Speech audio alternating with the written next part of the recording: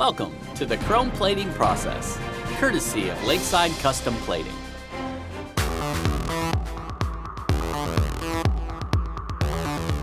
The first step in chrome plating is to rack the part for the stripping process. When the part is racked, it's taken to the sodium hydroxide to strip off the chrome. There needs to be a clear contact on the bus bar for the part to be stripped evenly. The part is then dipped into the sodium hydroxide and the tank is activated.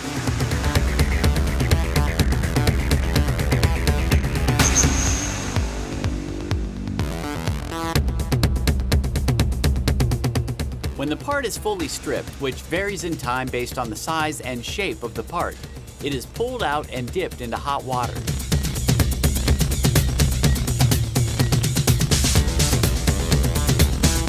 The next step is to strip off the nickel in a tank containing just enough sulfuric acid to do the job. Once again, a clear contact is necessary before the tank is activated. This step is very crucial in the stripping process, and the one most likely to destroy the part. For example, white metal and brass are quickly eaten by sulfuric acid, so the part must be checked frequently. Once the nickel is stripped from the part, it's stuck into the media blaster.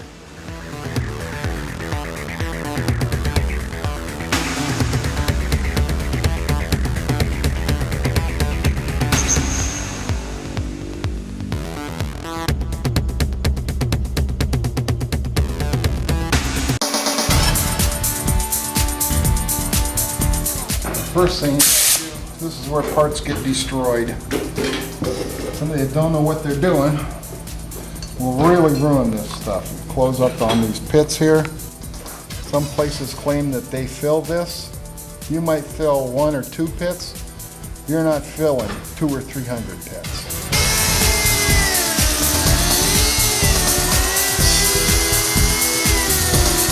Somebody that don't know what they're doing will destroy this part in the first step.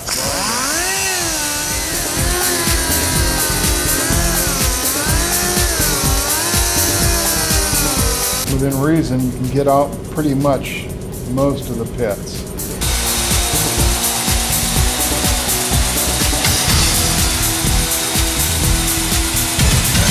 Open them up to give yourself a recessed area that'll come out smooth.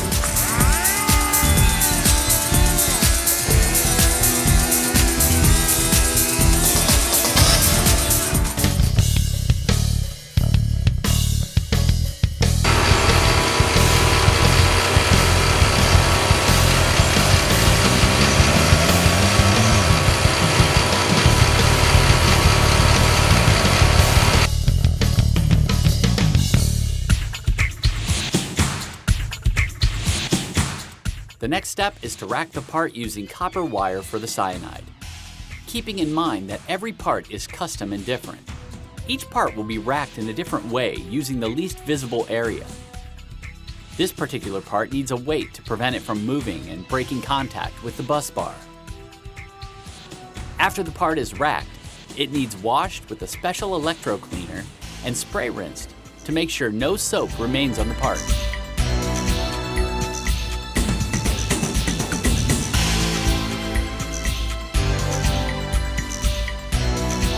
A secondary cleaning step is to dip the part in a non-electrified sulfuric acid in order to clean off the metal.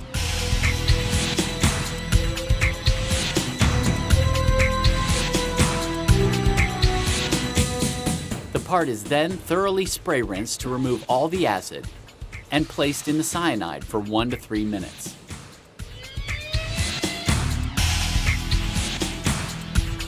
When finished, it's dipped into a cyanide rinse tank.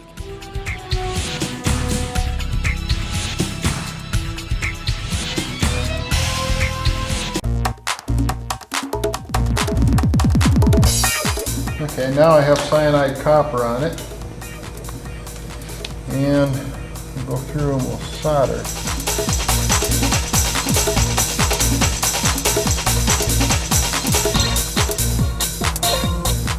Spots that I had to undercut because the pits wouldn't come out of them.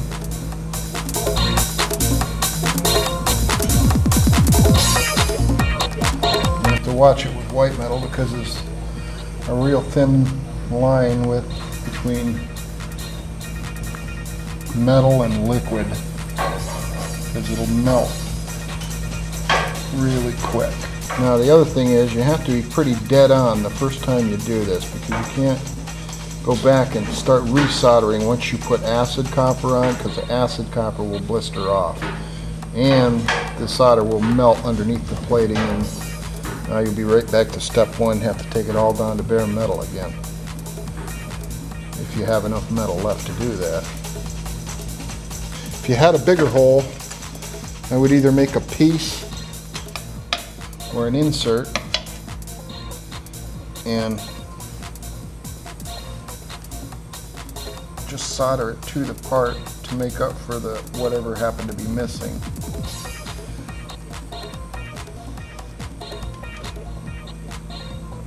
It's a good thing. I usually go to the back side of where a repair is done too, because you'll have a tendency to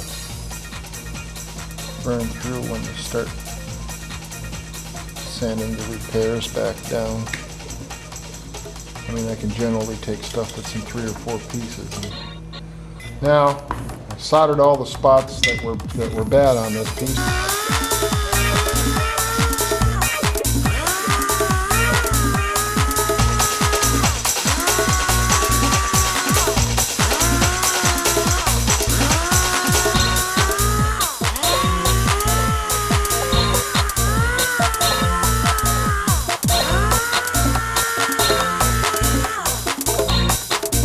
From there, your pits are pretty much filled. Now you'd start going in the acid copper and sanding and buffing until you got back up to a nice mirror finish to what you could plate. Once again, the part is placed into the cyanide to cover the soldered areas and help the copper stick to the part. When finished, it's dipped into the cyanide rinse and spray rinsed.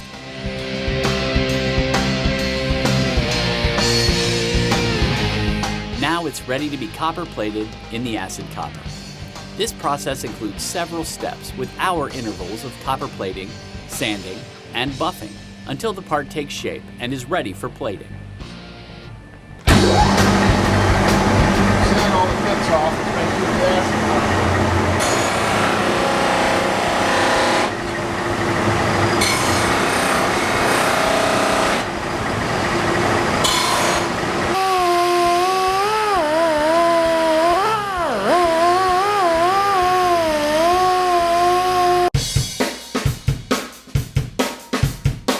After the final buffing, the part is then re-racked, avoiding as much contact as possible with the copper wire. This particular part has sharp corners and a pointed nose, which can burn easily in the nickel tank.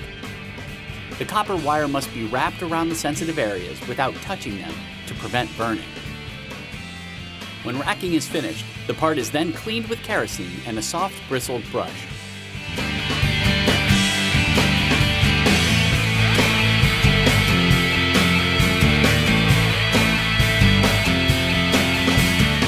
Then the part needs washed to remove fingerprints. Then, once again, spray rinsed. The part is then dipped into the sulfuric acid to clean off all organic particles. Then dipped in a tank filled with sterile DI water to remove the acid. Now it's ready to be nickel plated. This can take anywhere from 15 minutes to a half an hour, depending on the part. When removed from the tank, the part is dipped in the DI rinse once again to remove the excess nickel. Finally, the part is placed in the chrome tank. The rectifier settings and time in the chrome tank are very specific to the part as well as crucial. Sharp corners and recessed areas must be appropriately accounted for, because the chrome has a difficult time flowing to those areas. This is called chrome rob, which means nickel is on the surface of these particular areas of the part.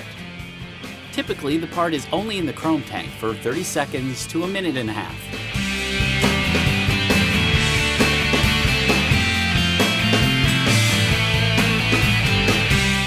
When finished, the part is spray rinsed. Then it is buffed, waxed, and shipped. This has been the chrome plating process, courtesy of Lakeside Custom Plating. For more information, call Tracy at 440-599-2035 or email lakeside@suite224.net.